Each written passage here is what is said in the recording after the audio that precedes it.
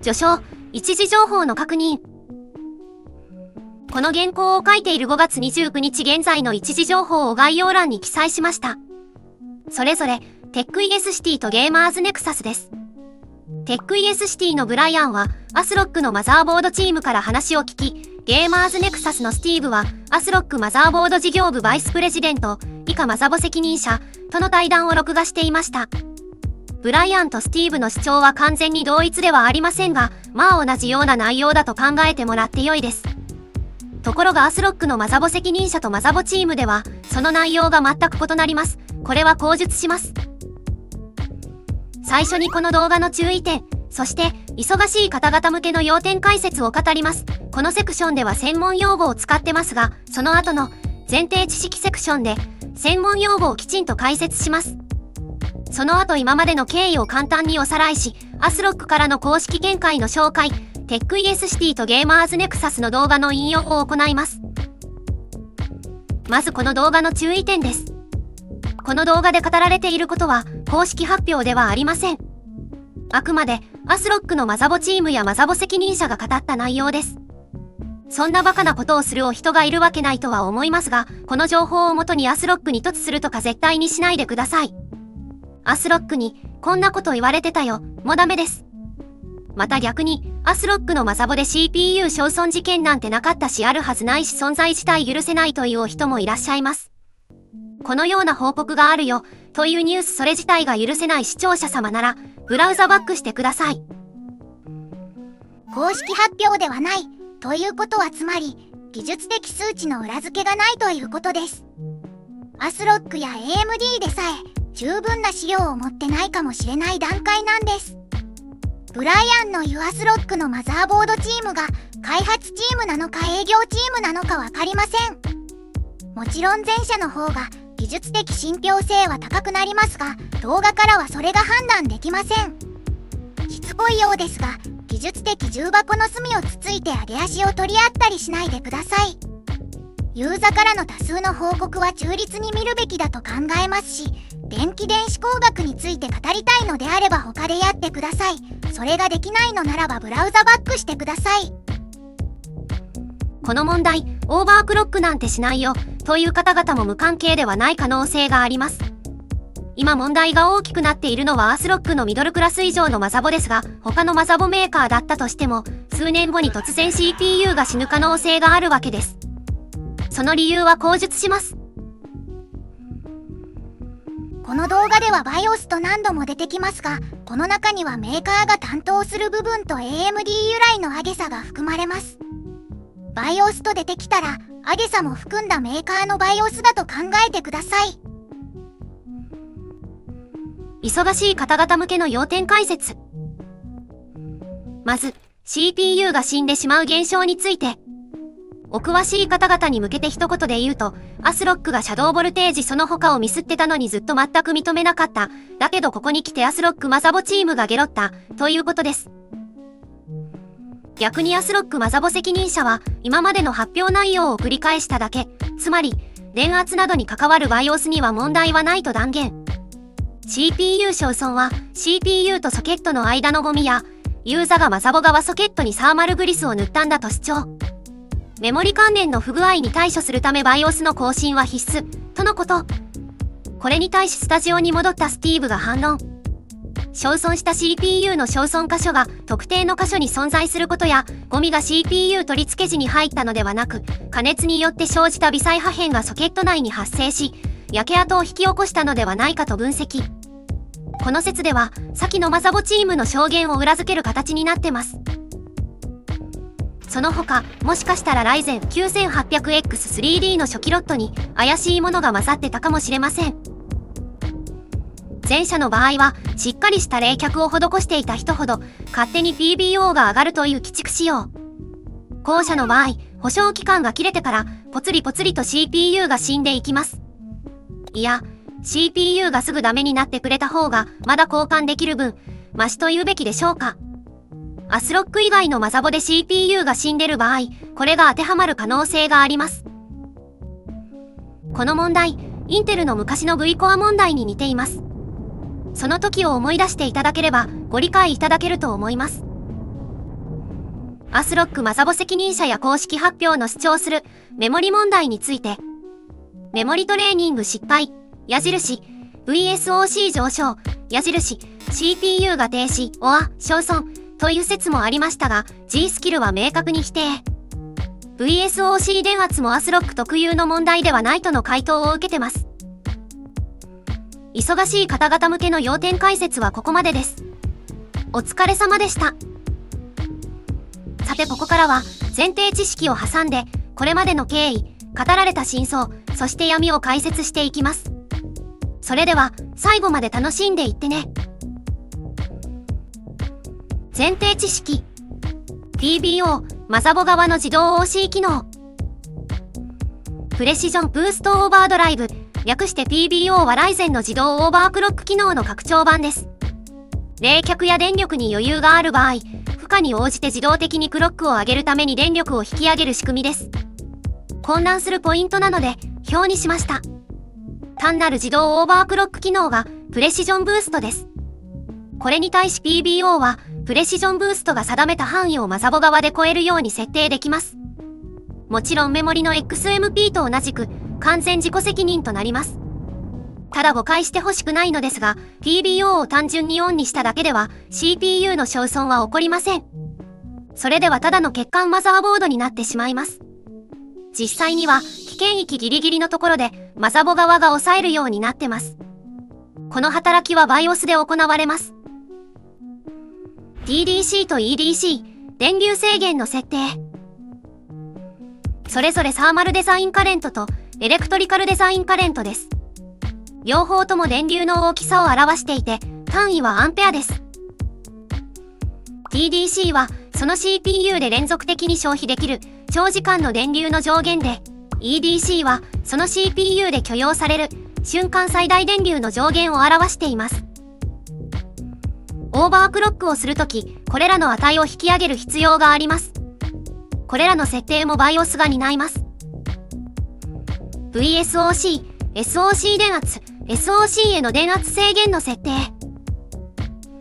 ライゼン CPU はそのパッケージの中にいろんな SOC があります。例えばこの間の動画ではメモリコントローラー、いわゆるメモコンの働きについてお話ししました。この他にもいろいろなコントローラが存在します。VSOC はこのメモコンのメモリクロックを引き上げるときに使われます。あの動画ではメモリクロックってなかなか上げられないよ。だから DDR とカデュアルチャネルが発明されたんだよってお話をしました。単純にメモリクロックを上げようとすればすぐに物理の壁にぶつかってしまうんでしたね。でもですね、それじゃあどうしてメモリクロックを上げようとするかというと、単純に動作速度のボトルネックになっているからなんですね。VSOC が 1.3V を超えるとちょっとまずいです。ましてや 1.8V とか CPU が焼き切れても不思議じゃないです。シャドウボルテージ。ユーザーが BIOS 上で直接見たり変更したりできないマザボ側あるいは CPU 側の電圧設定です。内部オフセットが高く盛られているなんて言い方もされます。最大パワー状態で動作させる設計だと考えてもらって大丈夫です。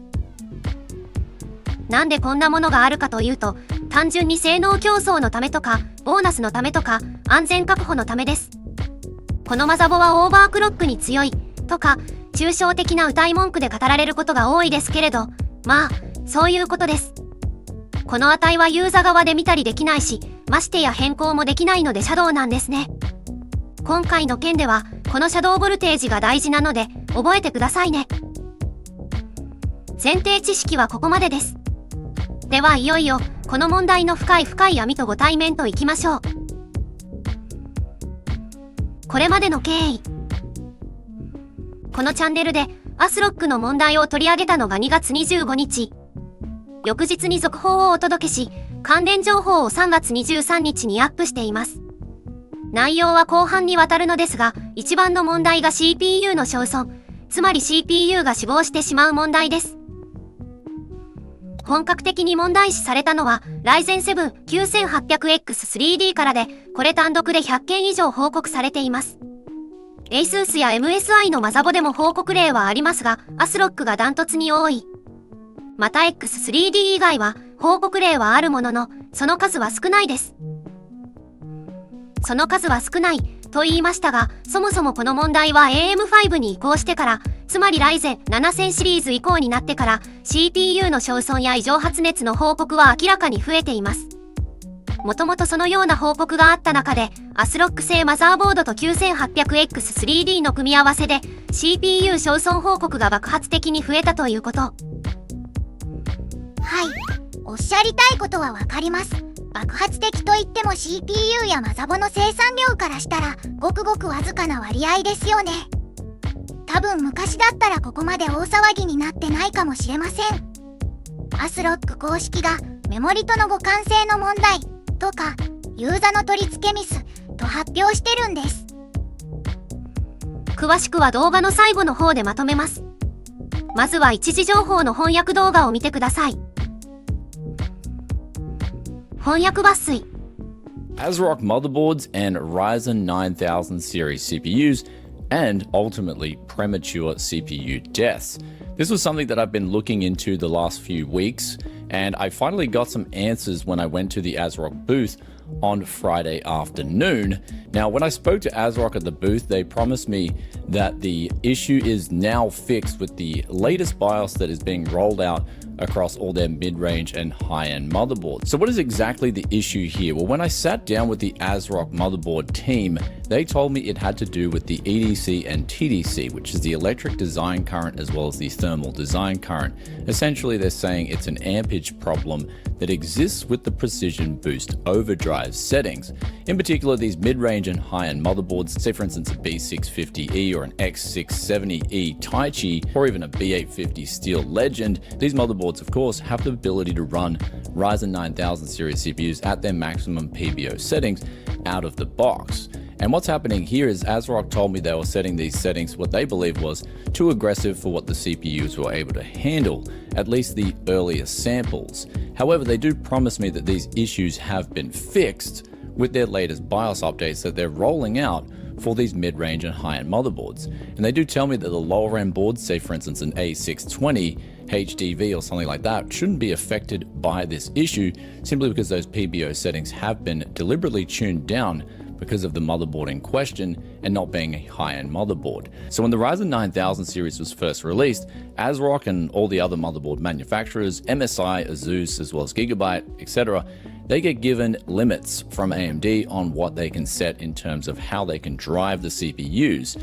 Now, I'm also told there was shadow voltages that do exist in the BIOS, which users are not able to touch. Now, ASRock says with their latest BIOS updates, they have tuned these shadow voltages, and so the CPUs, although they should run a tad bit slower, they will ultimately be a lot safer, and we don't see any more CPUs dying on the ASRock subreddit, which when I was at the booth, I told them, look, this is a huge issue for me personally because I've worked with your brand for over a decade now, and this is the first time I've had something so weird and so bizarre happen where Ryzen CPUs are dying within a few months. And they told me that the issue was quite minuscule in the grand scheme of things. AMD is selling millions of CPUs, and that the CPUs is bound to be a few that are faulty. But I said this is abnormal because when we look at the subreddit, we can see that most of these CPUs are dying on ASRock boards in particular. And so that indicates that there's a problem in relation to a Ryzen CPU, a 9000 series CPU, and an ASRock AM5, and at least this case, a mid-range and high-end motherboard. And so breaking this down further, when I asked around other booths like G-Skill, for instance, I said, could your memory be the issue here? And they said, no, the only thing that the memory would cause is the CPU just not to boot at all. And so you have to try some different memory if there was a memory compatibility issue.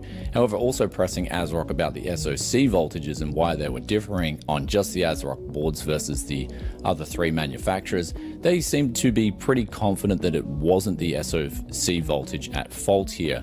And they told me, look, the PBO settings were just too aggressive. Now look at this issue further with the PBO settings. The people being affected, they said it should be the ones who have AIO coolers or coolers that keep the CPU as cool as possible, where then those PBO settings start to ramp up even more. It ultimately relates to temperatures as well as voltages. However, when the temperatures are low, the voltages and essentially the performance can be pushed a little harder. So they asked me straight away, did your CPU have a water cooler? And I said, yes, it did. And so they said, well, yes, that's going to be pushed to pretty much the limits of the PBO settings within their higher limits that they pressed on with the CPUs. So what ASRock have essentially done now is dialed down these PBO settings, and they said the issue should be fixed. And over time, the new motherboards being manufactured that are being rolled out on the shelves also have these latest BIOS updates incorporated into the retail releases. So fingers crossed that the issue is fixed. However, this is how I'm going to start sort of analyzing this situation, where we look at what exactly happened here, and if there is a blame to be placed, who's the blame to be placed on? And this is why I said to ASRock, look, who's at fault here? Is it AMD's fault or is it your fault? And they said, look, when they're given these CPUs, they're given certain ranges on particular values that they can run with the CPUs, especially in relation to the PBO settings. So ASRock said, look, we're running within the limits, and so this shouldn't be happening in a perfect world. And I said, well, in that case, here's where AMD CPUs would be essentially then running out of limits, which the limits should then be lower. And that's when they said, well, yes, now with our new PBO settings, we've lowered them down to match that of MSI, Asus, and Gigabyte. And so you shouldn't see this issue ongoing anymore if people have updated their BIOSes on these mid-range and high-end motherboards. Regardless who's at actual fault, ASRock and AMD, they've got a good working relationship, and I'm guessing when I pressed them on whose fault is it, they didn't want to give me a straight answer. And then we're seeing no release updates on AMD's website, nor are we seeing a direct, transparent update and a release page from ASRock themselves, which I would like to see them talk it over and get down to business here and give the loyal customers the right option, and that is just to be completely transparent about this whole ongoing issue. Because for me personally, I see it as, well, it's the customers who we should always be loyal to, because they're the ones that have built up your business from scratch. And same with my YouTube channel, right? If I look at my YouTube viewers, the people watching the channel and tuning in are the ones that have built up Tech YES City to this date. So my loyalty and my affinity is always with my viewers.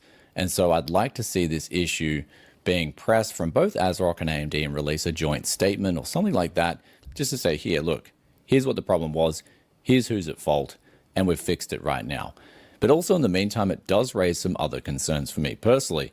And that is, was there a problem in the early samples of the Ryzen 9000 series CPUs?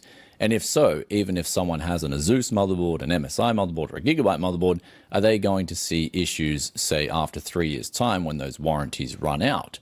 And so if there's a earlier sample of CPUs, the earlier batches, and they've got, say, a weaker element on the CPU somewhere, and ASRock's motherboards are just exposing that a lot faster, a lot quicker, then wouldn't it be best for the customers to implement even safer values on those PBO settings? Or would it be best to just have an extended warranty or something to say, hey, we've got your backs on this particular issue and we're going to replace these CPUs as they become faulty? So in the meantime, ASRock were very confident that the issue is now fixed 100% with these ongoing BIOS updates. And also if you come into a faulty CPU, then get it RMA'd and also update your BIOS to the latest BIOS with the updated PBO settings. So in the meantime, I will give ASRock the benefit of the doubt here. But rest assured, I told ASRock, the issue here isn't so much that people can replace the CPU. The issue for me personally is that a lot of people buy these high-end CPUs, especially the Ryzen 7 9800X3D and the Ryzen 9 9950X3D or non-X3D, and it's the convenience, right? The CPU dies, then they've got to figure out what's wrong with the PC, as in the case of my friend who had the CPU die while he was actually in the middle of a video shoot that weekend. So he needed to get his work and get going as soon as possible. And so that convenience factor is the biggest problem here in a lot of cases. People don't want to be without a PC for however long it takes to RMA the product. Or if it's a workstation, they just simply can't have that inconvenience of having their main system be down and out. And then if people want to overclock the CPU outside the specifications, they should be able to do that, but they run their own risk of doing that, right? But when people are using these things out of the box and these problems exist, then there's a problem where stability is then out the door. Since our last update on the situation, we've seen continual posts from the community about more failures. It really hasn't stopped. ASRock posted an update back in March on the 25th that we found to be unclear, misleading, and of zero value. ASRock's update stated, quote, "A retrieved motherboard was in a system where the CPU showed burn damage. When inspecting this motherboard, we found that the motherboard does not have obvious damage nor burn marks around the VRM area. Measurements of the motherboard are also within spec. After cleaning and removing debris from the socket without further repair, the motherboard can boot up successfully with original onboard BIOS. It also passed long-term stress tests. The release of BIOS 3.20 is not related to the CPU damage issue. All BIOS versions, including earlier iterations, will not cause CPU damage," end quote. In the time between that post and now, ASRock pulled BIOS version 3.20 on several of its pages. While we were at Computex, the company released a new BIOS called 3.25. The downside of releasing a major BIOS like this during a trade show is that we didn't have access to our lab to validate ASRock's claims that 3.25 fixes the problems, seeing as we were already in Taiwan. As for that blog post back in March, we think it was written in an intentionally misleading way. It effectively read like, after the thorough cleaning of the socket, everything was good. And we really don't think it's that simple. More accurately, removing the melted pad pieces from the socket, which was partially caused by the socket in some capacity, that allowed the board to continue functioning.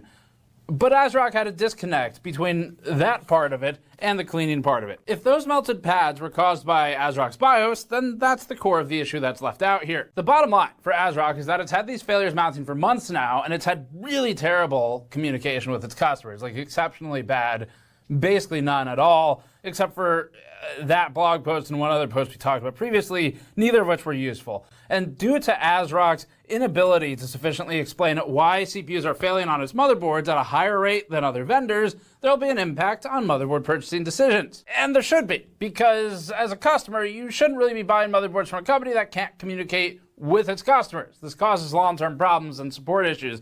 So, we decided to stop by ASRock's booth on Thursday, the second to last day of Computex, to ask them about the motherboard issues. And this was unannounced. We showed up. I'm going to be honest, they were a little bit panicked. But we did ask if we could talk to somebody about the motherboard issues, and they instantly turned us away. They said, maybe tomorrow. I said, what time tomorrow? They said 9 a.m. One problem with that. Computex is not open at 9 a.m. for the press, only for exhibitors. It opens for us at 10 a.m. And I asked about other times. 9 a.m. was the best time. So we went over to another booth. I asked those exhibitors if I could borrow their exhibitor badges, and they said yes. So we borrowed some exhibitor badges, and we moseyed on in to ASRock's booth at 9 a.m. as requested. We brought you this video with the GN store and 10% off code IDGAF, as in, I don't give a fuck, which we introduced for NVIDIA. You can use this code to grab one of our high-quality, extremely heat-resistant silicone soldering and project mats in red, green, blue, and yellow. Also consider our PC building mod mats, which are now available in our GN15 design with pinout and screw tracking diagrams, or in the Volt B stock for a more affordable price. Our tabletop gaming dice have also been wildly popular, especially for the embedded e-waste inductors and snowflake cap miniatures. These are sharp-edge resin dice with a custom wooden box and trading card included. We're able to provide unique, independent reporting that puts everyone, sometimes including us, in uncomfortable but important on-record conversations on camera because of the voice and financial support you all give us. And being able to get meetings like this is what helps make us unique at the shows. You can get something useful from store.gamersnexus.net while supporting our ability to pursue topics on behalf of consumers. And remember, use code IDGAF, as in, I don't give a fuck, for 10% off on store.gamersnexus.net. Now, let's get into the brief interview. Hey everyone, so I'm joined by Chris Lee from ASRock. Yes, And hi Steve. Hi, we've been talking about the motherboard and the X3D issues online, so this video is going to be very simple.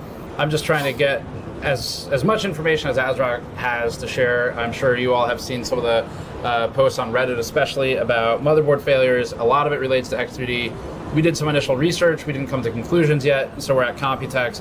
and I stopped by totally unplanned and said, "Can we talk about motherboards?" So, Chris, you what's your role at ASRock? I am in charge of running the motherboard business at ASRock. Okay, Yeah. VP, right? Yeah. Okay, so VP of motherboard. So, I mean, first question really is just, does ASRock know what's been going on at this point? Yeah. Okay. Yeah. First of all, of course, thanks, Steve. Sure. You guys come to. I appreciate you guys come to our booth. Let us have a chance to to talk to our customers, users.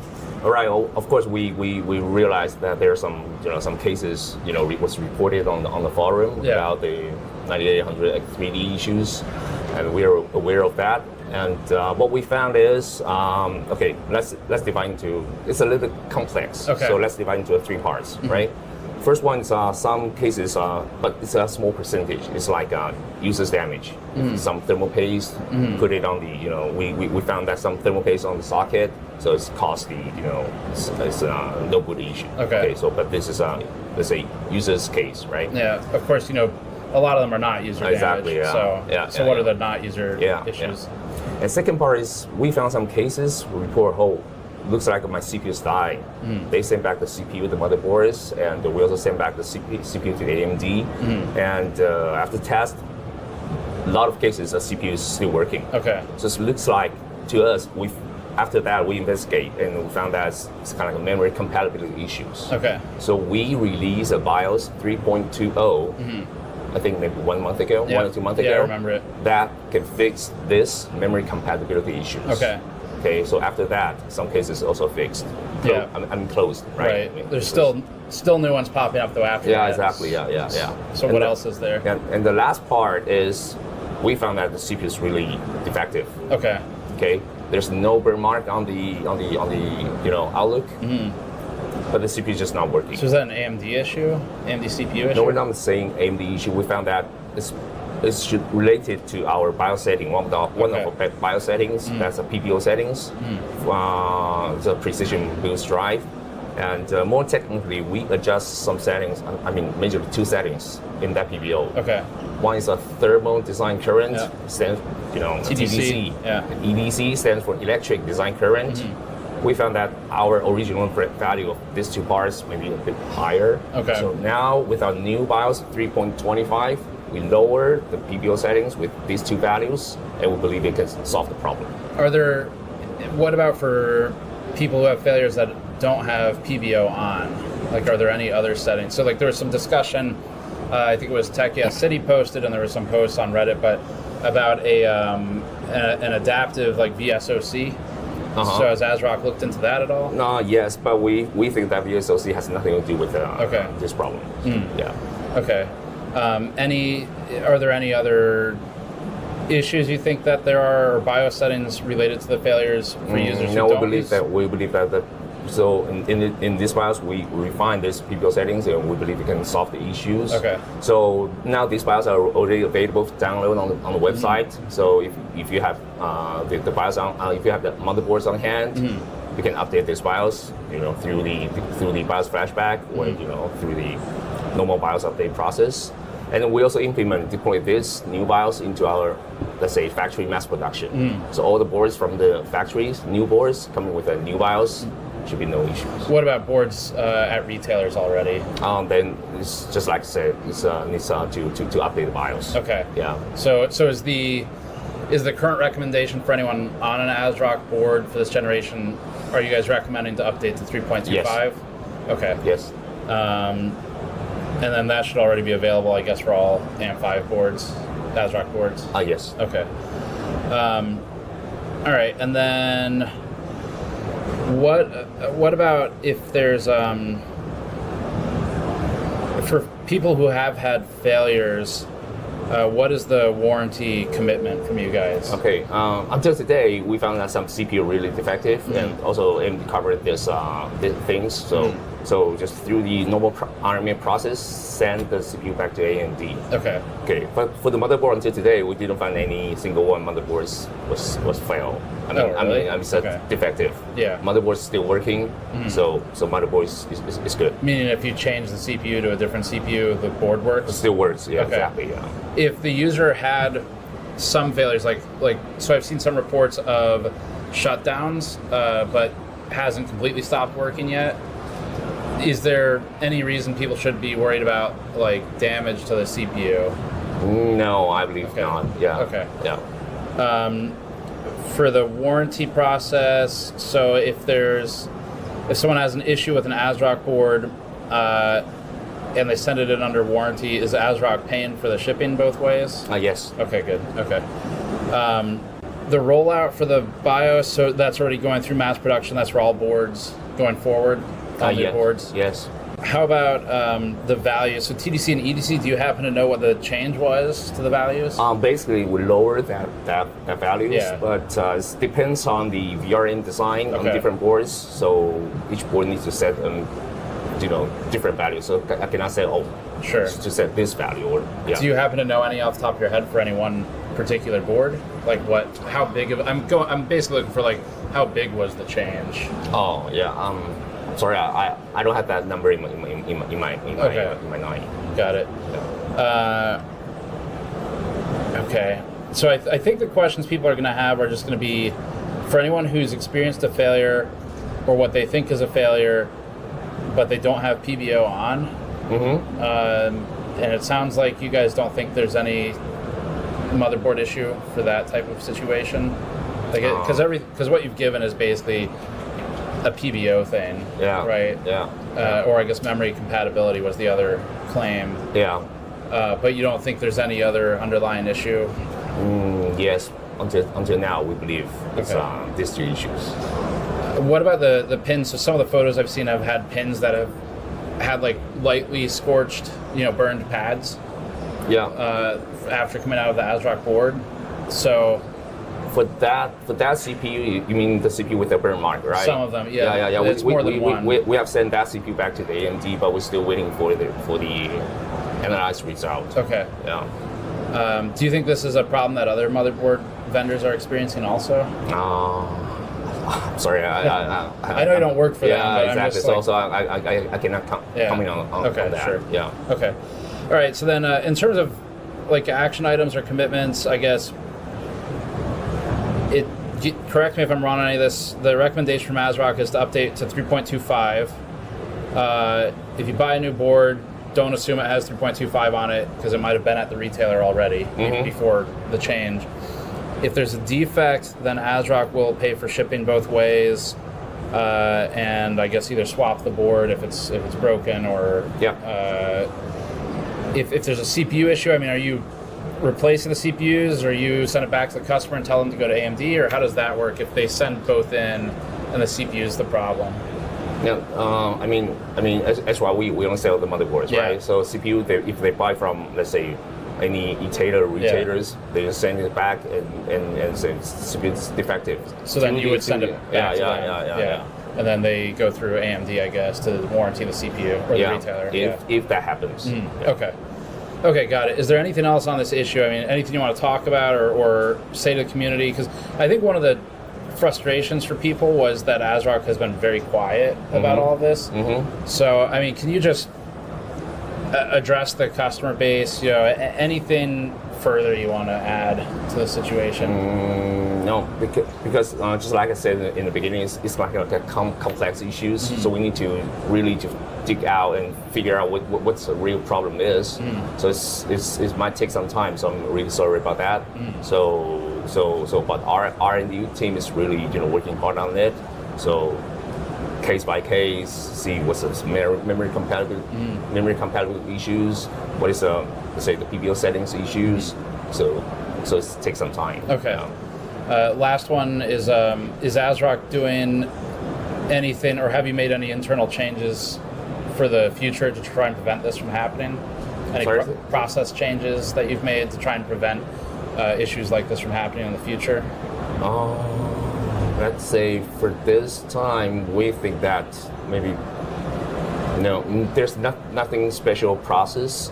But what we say is we need to let's say when problem happens, we may need to get more information quickly, and then we can analyze the problem, how to figure out what the solution is. I think that's the thing that we need to improve in the next time. Okay. Yeah. If I can add one for you, Yeah. I think earlier communication with the customers would be great. Okay. Even if it's just like, hey, we're not sure either. We're trying to figure it out. Yeah. You know, like, because it helps people know that okay, they're at least paying attention, and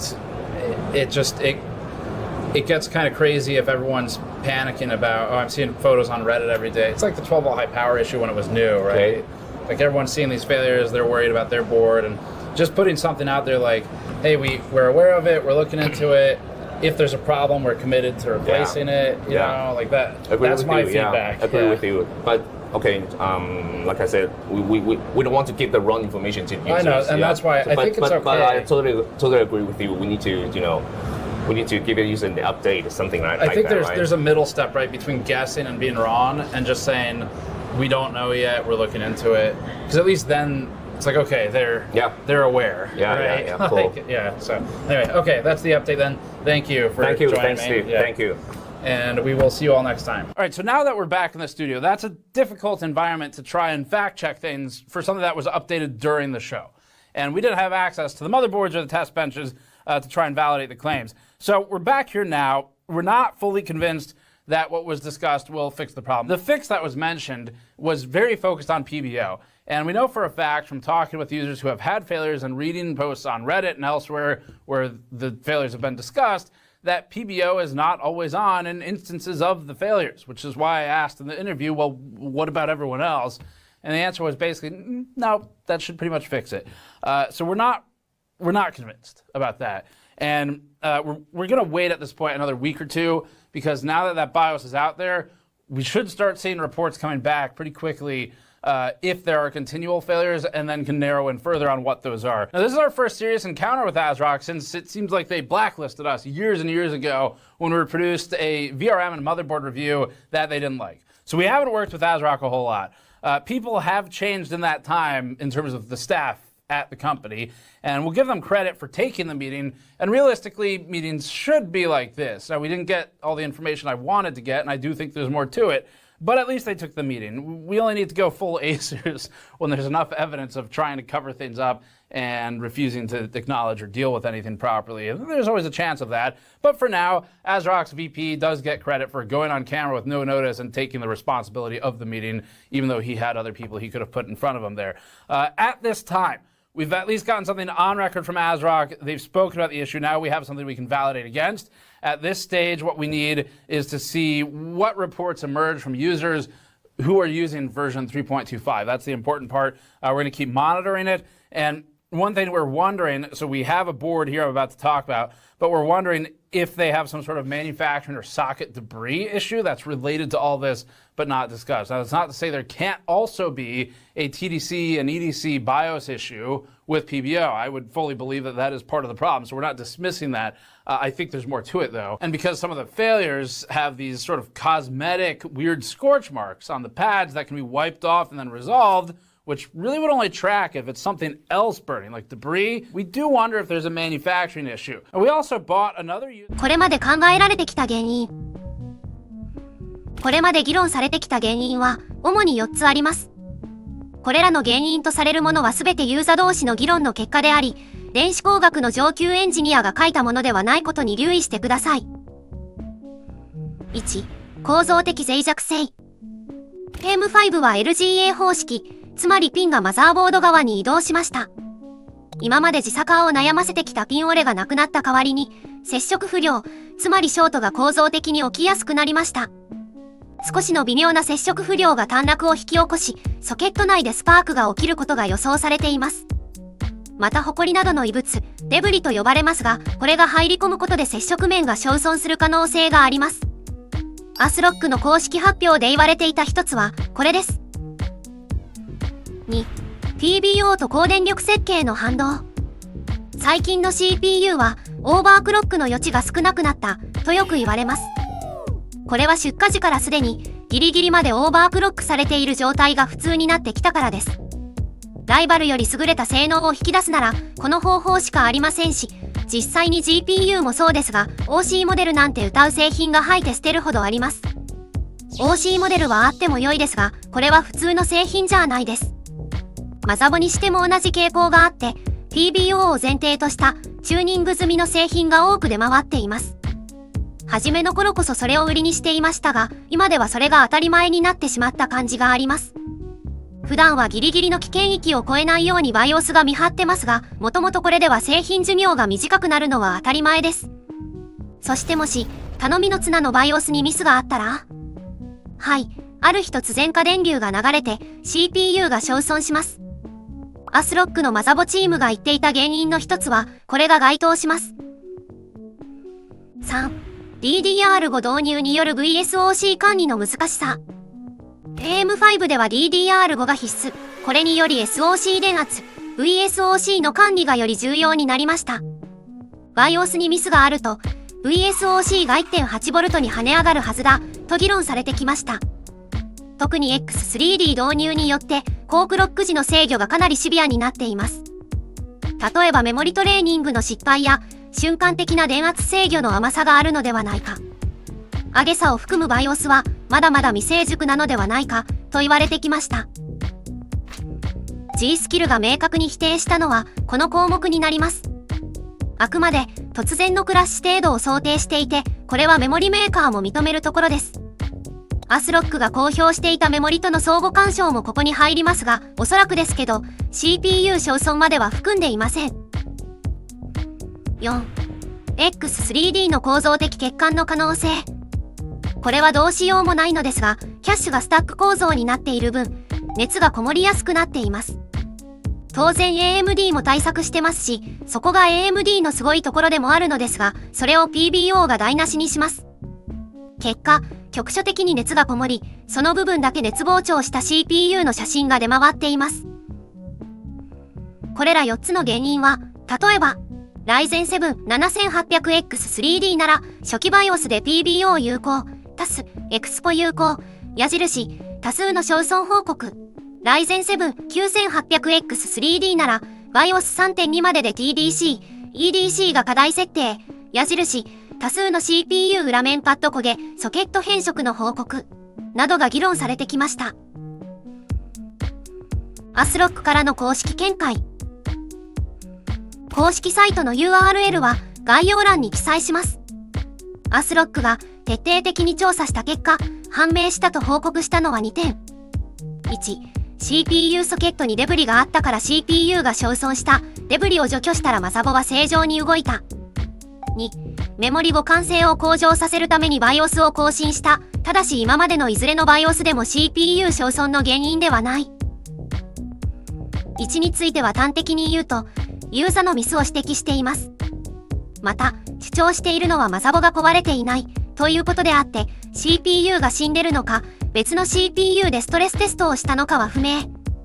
この焼け焦げ跡については、スティーブが詳細な反論をしています。ここからは個人の感想です。ここは個人の感想セクションなので、率直に私の考えを喋らせていただきます。私はASRockを愛しています。MSI も ASUS も愛しています。だからこそ、私は今の状態に憤りを感じています。ASRockの過ちは、製品に疑義を生じさせているこの段階で、説明が希薄すぎることにあると思っています。私が初期原稿を書いていたのが5月29日、そして今これを書いているのが6月2日です。この段階においても、ASRockから発表されているのはこれだけです。SNS で有名人や有名メーカーの中の人と友達感覚で会話できる時代になりました。でもその有名人、本当にご本人ですか？お相手をしてくれてるのはアイドル事務所の普通のおじさまかもしれませんよね。でもそれでいいんです。だって PR 活動なのですから。それじゃあ、メーカーの場合はどうなるでしょう。SNS で発信してるのはメーカーのマスコットです。だって同じく PR が目的なのですから。くまモンみたいなものだと私は思ってます。私、ASRockから製品の不具合情報がほとんど発信されていないと言いました。ASRockジャパンのサイトも確認しましたが、少なくとも私が見つけられる範囲に、今回の問題を取り扱ったページは全くありませんでした。はい、おっしゃりたいことはわかります。SNS で発信されているんですよね。では逆に質問させていただきますが、その不具合情報、どこまで信用してよいのですか？まさか、そのくまモンのやってること、喋ってることすべてがASRockジャパンの公式発表だって言わないですよね。ASRockの最大の過ちは、くまモンに PR 以外を喋らせているところにあると思っています。生配信をアーカイブで拝見させていただきましたが、はい、見るに耐えかねて途中で消しました。ASRockジャパンさん、あなたのところのくまモンは、不具合情報まで喋るのですか？ASRockジャパンの公式発表を兼ねているのだとしたら、個人ブログ様を名指しで、ご情報を拡散している、と扱ったのも、ASRock公式発表で良いですよね。ASRockジャパンの公式見解ってことですよね。私はASRockの社員様を非難するつもりは全くありません。そこだけは誤解しないでいただきたいです。むしろその社員様に企業の看板を背負わせて、情報発信させているASRockの企業姿勢を非難しています。社員はアイドルではありませんし、ASRockがそれ相応の給金を支払っているとは思えません。メーカーの中の人と友達感覚で会話できることそれ自体は素晴らしいことだと思います。でもそれってメーカーのイメージアップ向上とか製品の PR が目的のはずなんです。ユーザーとの距離が近い分、お客様相談室よりもユーザーの声を拾えるかもしれません。だからといって、くまモンはお客様相談室じゃないです。それなのに不具合情報の相談を受け付けていること自体、間違いです。不具合情報まで受け付けているのなら、もうそれはASRockがユーザーとの窓口として正式に認めてるってことですよね。